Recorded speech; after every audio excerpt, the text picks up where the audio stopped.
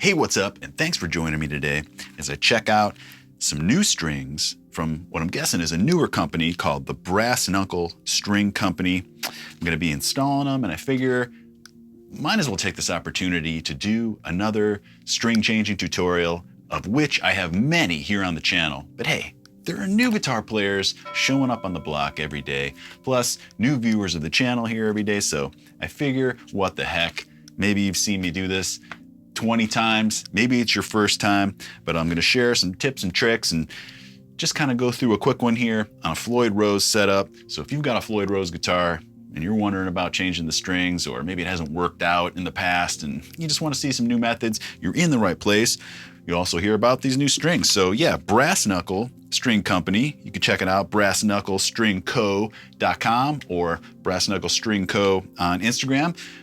Fine fellow over there hit me up on Instagram, asked if I wanted to check him out, and he just happened to knock the right way. You know, everything looked good. The packaging was cool. He does all these custom packagings here. Not that that's the most important, but there's a bunch of these that just look cool. And I thought, hey, what the heck? He was also able to put together my custom gauges for me. All these are hand wound here in America. When I told him, yeah, I'm interested in checking them out, but I want to make sure you can give me my custom gauges, he said, all right, give me a little bit because I'm gonna have to just do them all by hand, you know, custom order like that. So that's pretty cool.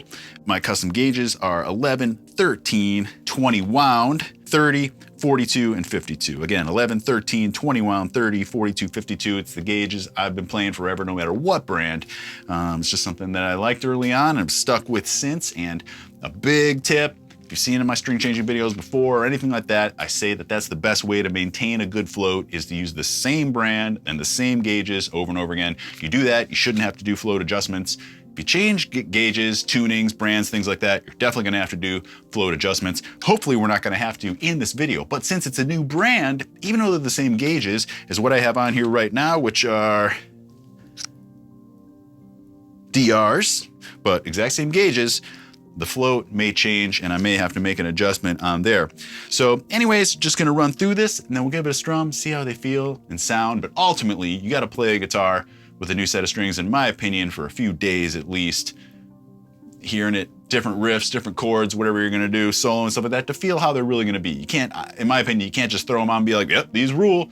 You don't know how long they're gonna last, how well they stay in tune, how well they stand up to the elements in terms of deterioration and oxidation and things like that. So you just really need some time with them. So this is just the initial step, getting them on there, and then this guitar is gonna be here in the studio with me for a long time. I'll be picking it up here and there, and we'll just see how it goes. So I can't give, you know, anything more today after we install them other than my just initial reaction. And then I'll check back in future videos and say, hey, you know, those worked out, or if I don't mention them, maybe they didn't, but I'm definitely interested in giving them a chance here. So same strings, just different packaging, and he said he has all sorts of different packaging, could do custom anything I wanted, so that's cool. I'm sure he could do the same for you if you were interested.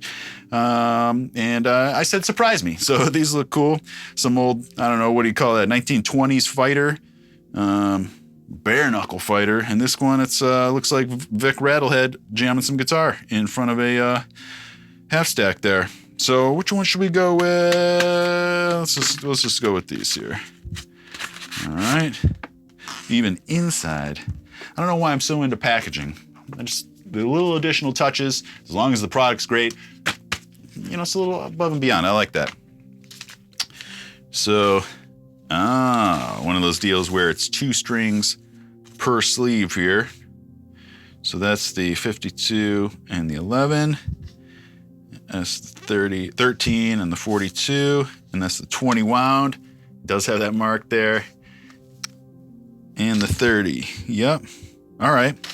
So in this case, this is a Jackson Virtuoso with a Floyd, obviously locking nut. I do have locking tuners on here. We'll talk about using those.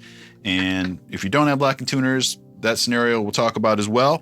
One thing that I mention all the time is, because I get this question all the time, is do I remove all the strings every time that I'm changing strings? I only do that once in a while, remove them all, so I can get in good to the nooks and crannies when I want to clean up the fretboard and stuff like that. But this guitar has been cleaned recently inside and out. So in this case, I'm going to do it string by string, which is the easiest way to do it because you get it on there, and the float stays where you need it. It doesn't sink back in because you took all the strings off there. One string at a time, get it stretched, get it tuned up, pretty well, move to the next string. Do that string, retune the 6th again, retune the 5th, start on the 4th, go back, retune the 6th, retune the 5th, retune the 4th. And by the time you get to the end, everything's nicely stretched out. Your float should be cool and it should be pretty ready to play. So enough jibber jabber here. Let's get into it. Obviously, first step, unlock your nut.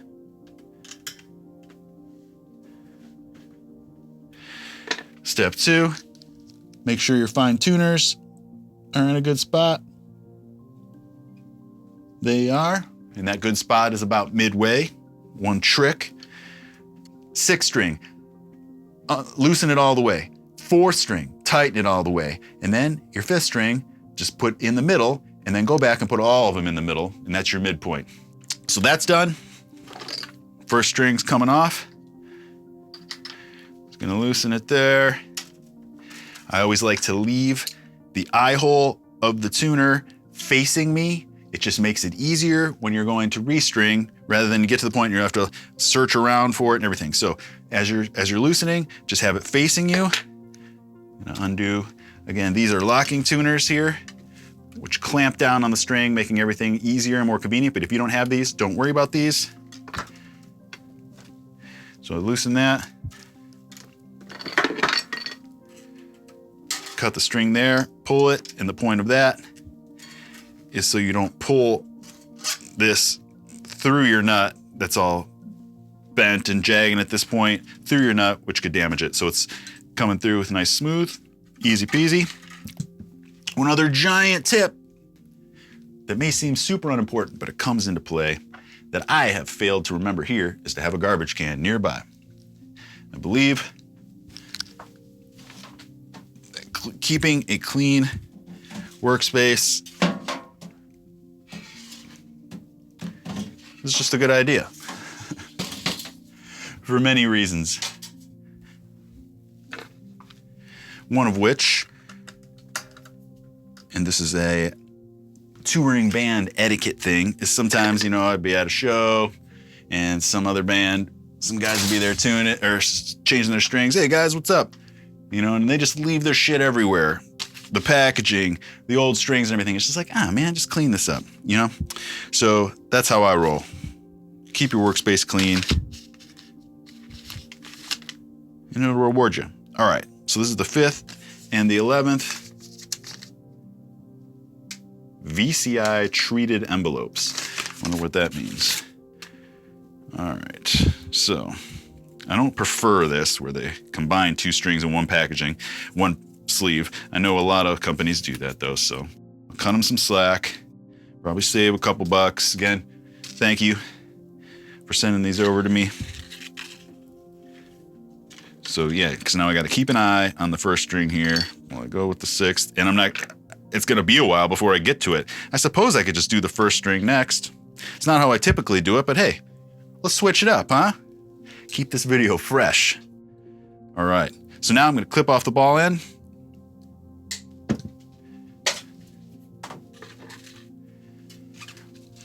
Put that down into my saddle.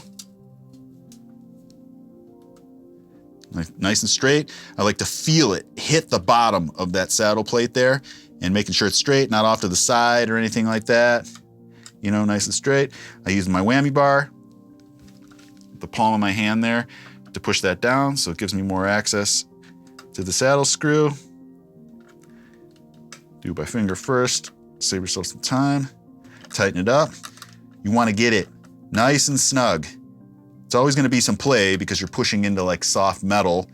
There's going to be some play a little bit, but I don't want to go too tight because then you crack your saddle block and it makes it harder to work with and they're a pain in the ass to get out. Ooh, I like that.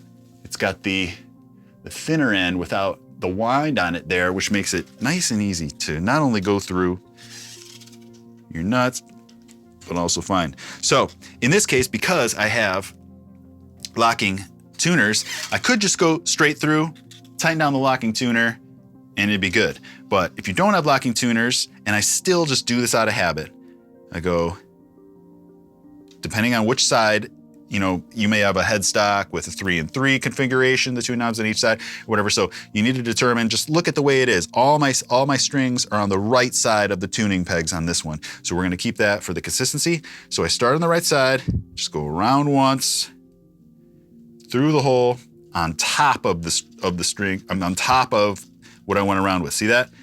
No, you probably can't see that. Maybe you can, I don't know. I'm not under it though. That would be under it and it'd do you no good. Because once you start turning it, it would just mess it up. So again, around, through the hole, and then come out on top of the other string. Or, you know, the string that you went around with. Why can't I figure out the right way I'm trying to say that? Pull it through. Leave yourself about that much slack, I recommend. I can do even less with locking tuners, but that's nice and tight there. Pull that tight, lock up. If you don't have locking tuners, don't worry about locking up. And you would put your finger down like that, pushing my finger down. That'll keep my wind consistently going around. If I didn't have my finger there, it might just wind kind of ugly, but it'll keep that down. Wind. It's gonna look nice and pro.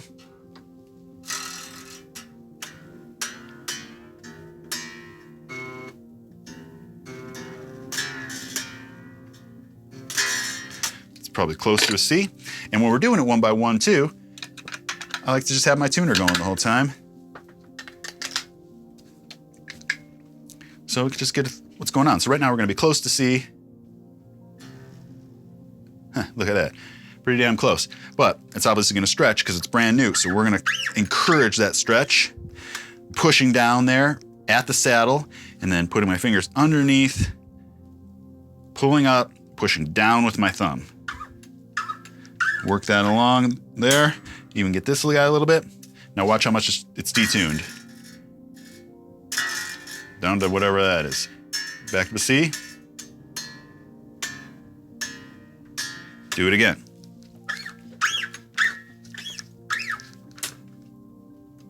The reason I'm keeping my hand on the saddle here, because if I didn't have it there, it just pulls the Floyd up. If you don't have a Floyd, it also just, I don't know, I just feel like, I read that a long time ago in a Fender book. Fenders typically don't have Floyds, and the guy was talking about just put your finger there, keeps it kind of in the saddle, so you're not pulling it from the saddle. Just a good little tip that I've done ever since. Finger here, underneath. They make stretching tools for this you could find on Amazon. If you don't feel like doing it the old-fashioned way. Perfect, we're gonna move on. I'm not gonna cut that off yet. It's gonna be the last step, just a superstition. I do them all, and then I cut them all off just in case there's any problem. I don't know if you saw that, I failed to mention it, but I bend it up as I go too. Now it's out of the way for the next one. Loosen, just gonna repeat that whole process again. Eye hole towards me, undo there, my locking tuner. If you don't have one, don't worry about it. Cut, unravel, discard, whammy bar down, loosen, toss. Oh, I said I was gonna do the first next, but since, I'll try to remember that for the next one. So we gotta pull the 50. See, here's where things get confusing, having both of them in the same pack, because now I'm gonna have the 13 and the 11 sitting out. And you just, fortunately I got a lot of lights here, but if you're in a venue, dark, noisy, stuff like that, it's gonna be kind of hard to tell the difference between an 11 and a 13. Got shit going on, so you know what? Let's just go with the first. Even though we pulled the 5th, I'm gonna pull the 1st and just get that on there to get it out of the way. So same deal.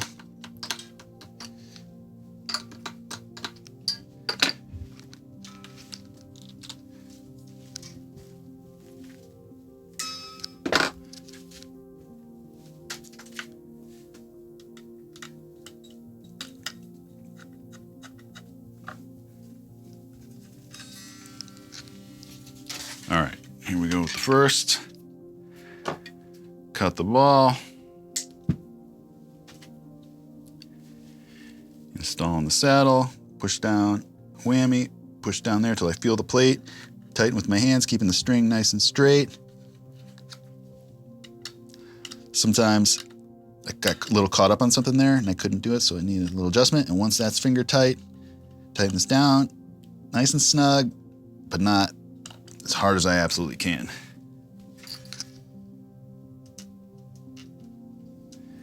Do the nut around the tuning peg, holding it down, through the hole, over the string that I just wrapped around.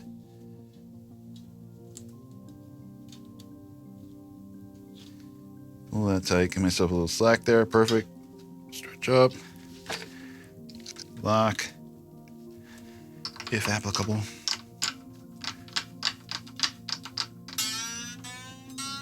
This guitar is in drop C, so this is going to be a D, C, G, C, F, A, D stretcher.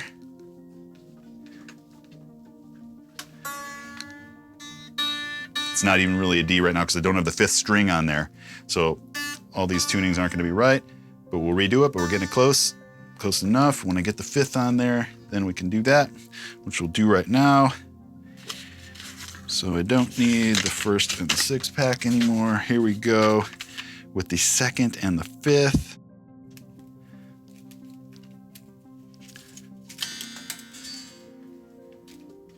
So I got to remember to do the 2nd after this 5th here. Help me remember that, okay? Working on the 5th, clipping the ball. Same deal. See, once you do this a bunch of times, it just becomes routine. But there's always variables. These bridges, especially, Floyd's, there's always some variable. It's a big balancing act, getting your bridge to stay straight, get everything to work the way you want to, but the more you do it, the more practice you have, the more you understand the principles of everything that's going on with the Floyd Rose, the easier it becomes to work with, and then you just appreciate it. I see so many comments of guys that are like, forget that, blah, blah, blah, I couldn't figure it out, or it just gives me problems and stuff like that. I get it. It took me 20 years to master the Floyd Rose. But once I totally just wrapped my head around everything that's going on with it and understood it, it becomes way easier to work with. And that's what I try to explain in these videos. That's why I'm so thorough, and people, complain that I talk through this shit too much. Well, sorry you don't like my videos, but I want to be thorough so that you understand this stuff. There are guys with quicker methods for this, but will you understand everything that's going on and be able to apply it to your situation? Perhaps, perhaps not. I just like to be thorough, and if I'm too thorough, you're free to move on. But if you're sticking around, I appreciate you. So as I'm going, I'm constantly retuning, 6 to 1, 6 to 1, accordingly as strings go. So I'm retuning my 6th string there.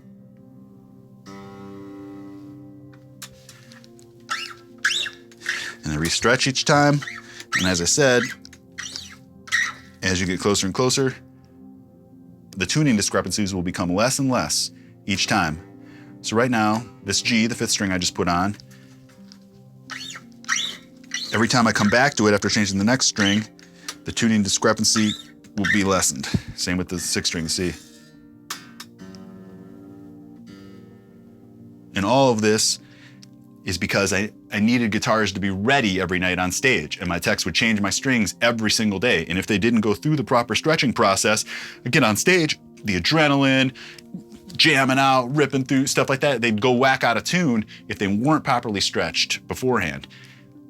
If you're not gonna play your guitar for a week or whatever, it'll just naturally stretch as it's sitting there a little bit and everything. But if you need it ready that night, with a Floyd especially, then all the stretching is very necessary.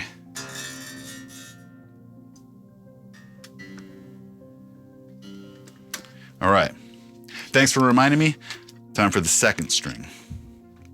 As I mentioned, I typically go in order, but in this case,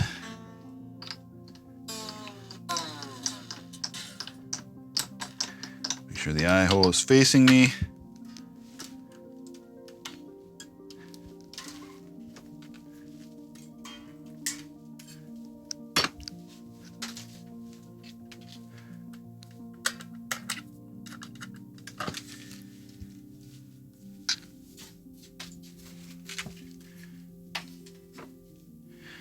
Somehow I'm bleeding from somewhere.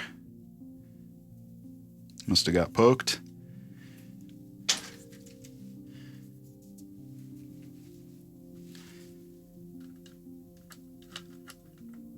No one can ever say, you know, I didn't put blood, sweat, and tears into this stuff, you know, this craft, guitars, YouTube,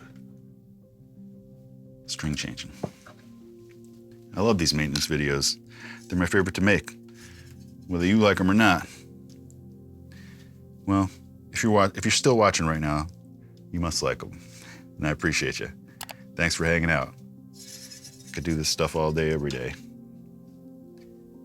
In fact, just knowing I was gonna do this today, I was stoked. Couldn't wait to get rolling. By the way, so far, obviously not playing it, so far these strings feel good. Just in terms of, you know, just handling them. I'm always stretching above the nut as well here, because it's part of the string. And that's another tip that I got from that book that I talked about. It was like a Fender book about guitar maintenance.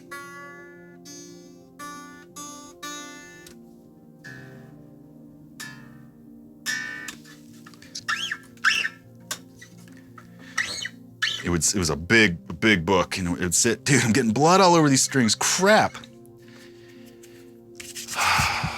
What to do about that? I don't know what to do about that.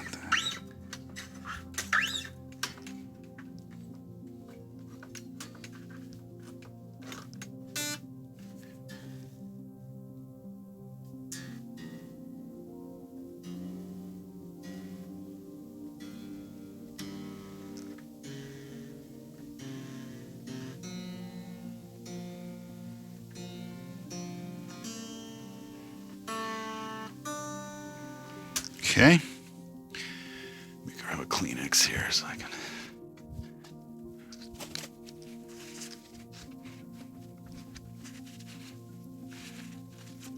Better the finger than an eye. I saw this, I don't know if it was a TikTok or an Instagram the other day, but it was some kid, and he's like, every guitarist's nightmare, you know, and he's hitting the E string and he's tuning it up and up and up and up and up, and you're just waiting for it to pop. And, you know, everybody knows that, you know, like that thing when a string pops when you're tuning it, it's like, oh, you know, it's all fun and games until somebody loses an eye.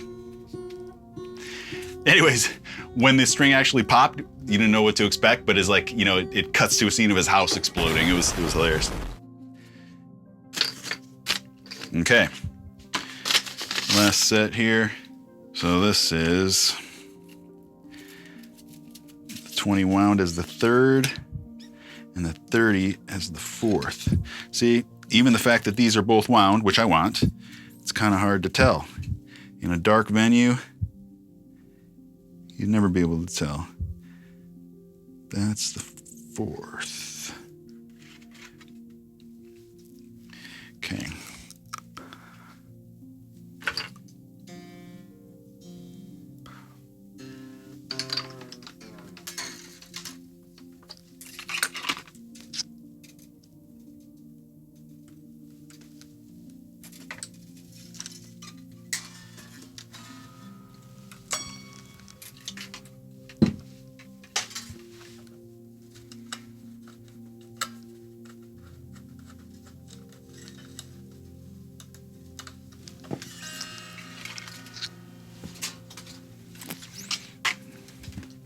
Guys got the hang of it, right?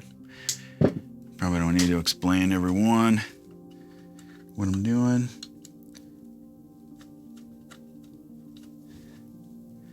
Just getting them in there. It's a fun process. I enjoy it. And I enjoy the feeling of fresh strings. I think fresh strings, polished up and well-tuned guitar is just more inspiring. I always come up with riffs right after changing strings. It's just fun to play.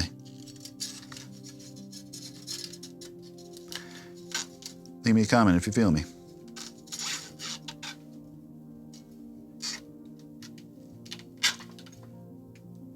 By the way, if you're not subscribed to the channel, please consider taking a moment to do so. No cost or obligation or anything to you, but it helps me in the channel. It's just a click of a button. And the biggest benefit to you, as long as you hit that notification bell, lets you know, look at that, we're getting blood all over this place here. Lets you know when I release a new video. And if you're already subscribed, I appreciate you.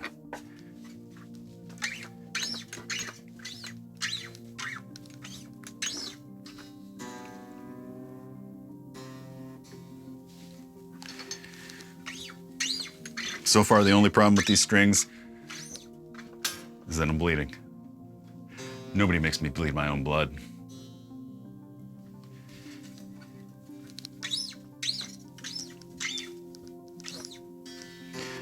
Or I ain't got time to bleed.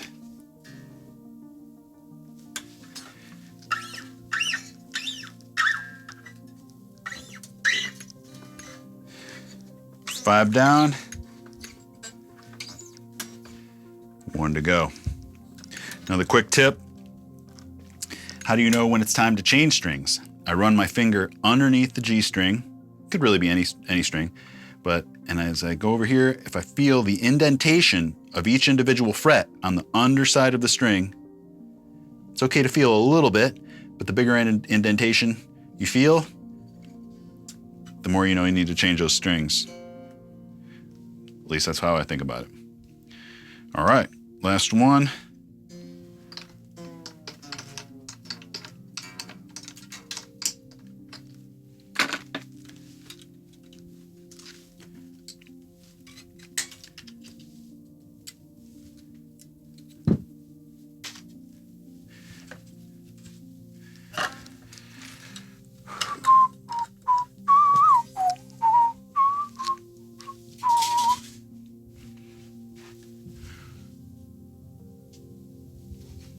Sure we're still recording there. Hopefully we are. It's nothing worse than, well, there's worse things, but one terrible thing is shoot a big video like this, lengthy, 3 cams, and you realize after the fact that one of them wasn't on or wasn't recording or something, or your mic wasn't recording, something like that's the worst. If you know, you know.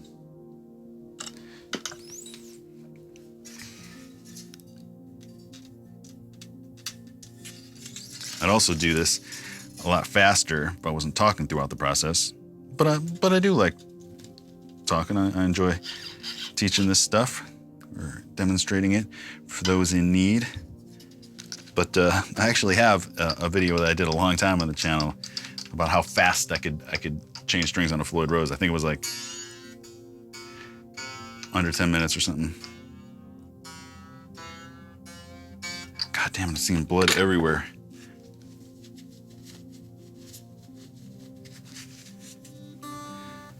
Okay, tuning's pretty close, actually. Got to keep going, 6-1. Because with the Floyd, any adjustment you make to any string affects all the strings. My bridge is dropping big time, so we're gonna need to make some adjustments there. See how I do it? 6-1 over and over again, and each time the discrepancy gets less and less, like I mentioned. And once we're pretty darn close, then it's time to look at the bridge. Which we are. So, even though, like I said, even though they're the same gauges, I'm sure you can't see that, but look how much that's sunk back in there. Gonna have to loosen my screws to get that back up. But I was saying, even though they're the same gauges, fuck man, bleeding. It had a major effect just because they're a different brand. So any brand change, any gauge change, any tuning change is always gonna have an effect on your float. If you have a fixed bridge, your money. But I'm gonna have to get into this now.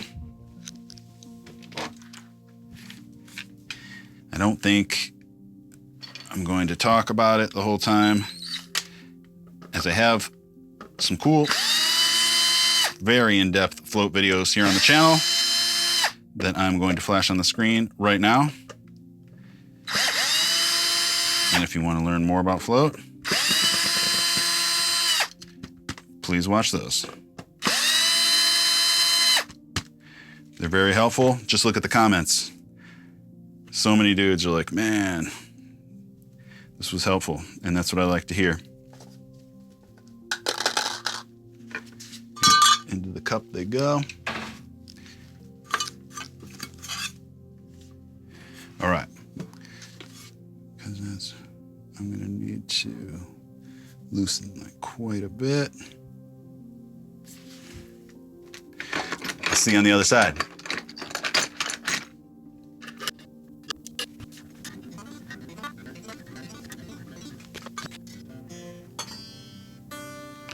So I got super lucky there. I just started with a full turn on each screw, loosening each one, which puts less tension on the springs, therefore pulls the bridge up because it allows the strings to pull it forward more.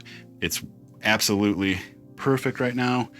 I don't think you'll be able to see that though, unfortunately, because iPhone cameras are very selective with what they want to focus on. But right now the bridge couldn't be more perfect. So we're good to go there, at least for the time being. Things may change here as we keep going. We're gonna keep tuning, keep stretching, polish, put our little label on there so we know when our strings were changed. I'll discuss that in a moment and the importance of it, or the convenience of it. So now that we're good, I'm gonna cut these.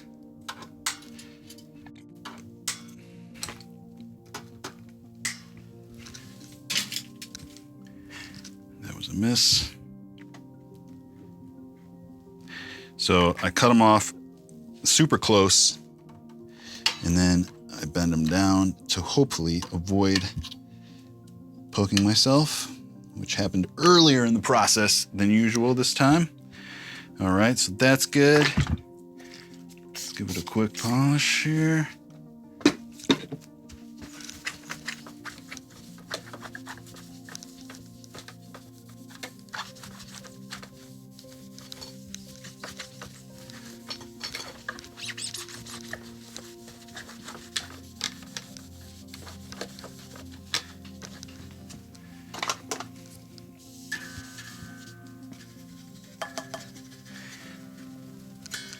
You know what I want to say? I want to say the Nomad. Get it? But I say it all the time. And if I don't say it, somebody's going to ask, hey, what's that brush tool?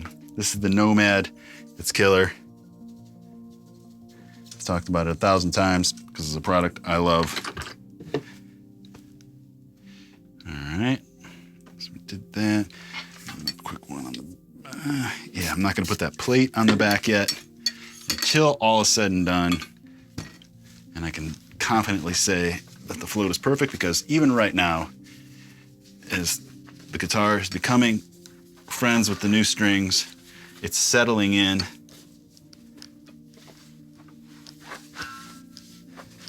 And it may need a slight adjustment again, but let's hope not. Let's hope we're good.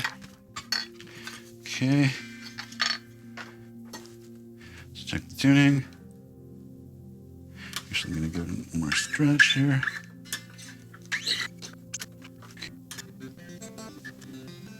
Good. Yes. Success.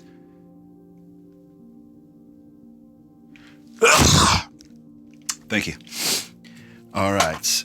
Back plate's going on.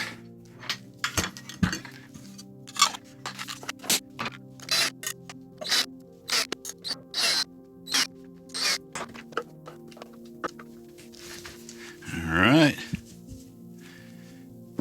Okay, so you can see here, it says 11 to 52, drop C. The date, October 24th, 24. DRs were applied.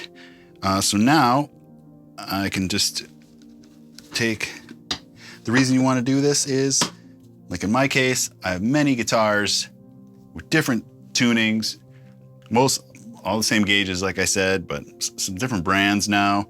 And especially we learn this out on the road, you know, you just want to make sure you know exactly when the strings were changed. Let's say you've your guitar is cased up for 6 months. You break it back out again, and you don't remember the last time the strings were changed. You can just look on the back at your date. Sorry, I'm trying not to use my index finger here, and it's a pain in the ass because I don't want to start bleeding again. So everything's a bit more of a chore. Yeah, so you know then exactly the last time they were changed. So I just take a small piece like that, and I put it right over my date. So it's still 11/3/52. Drop C. Today's date is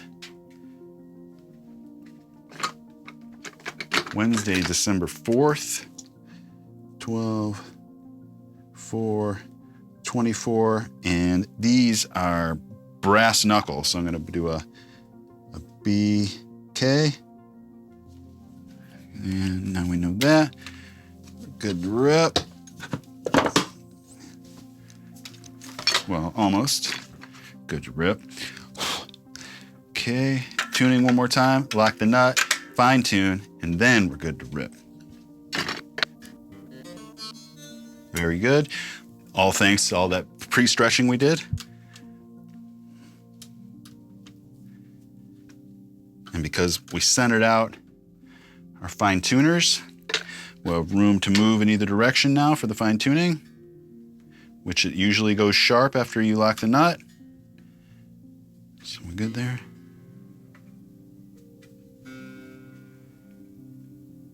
Only the 6th string went sharp. And the 2nd. First a tiny bit.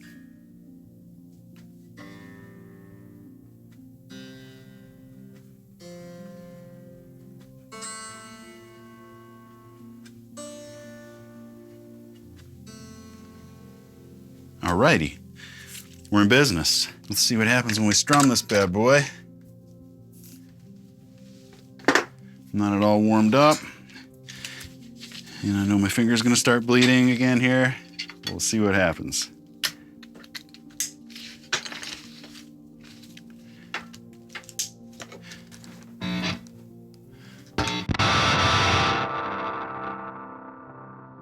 We have juice.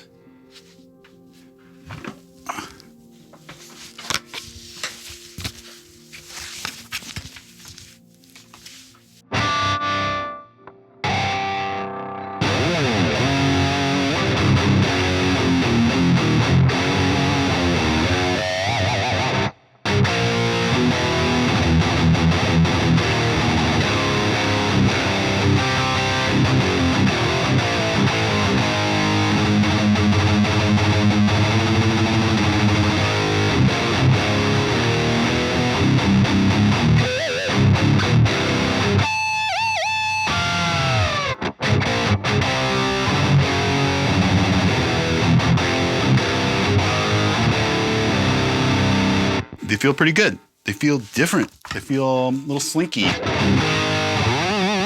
Like I'm want to overbend a little bit. But that's okay.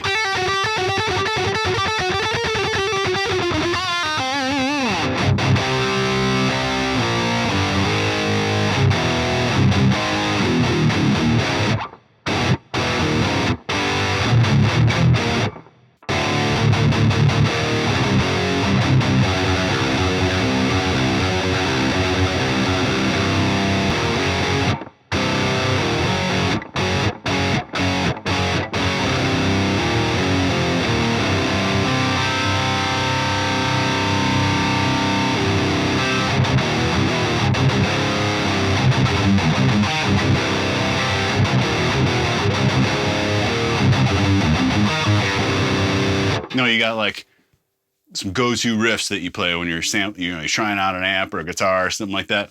A lot of those are my go-to riffs. And Broken Glass.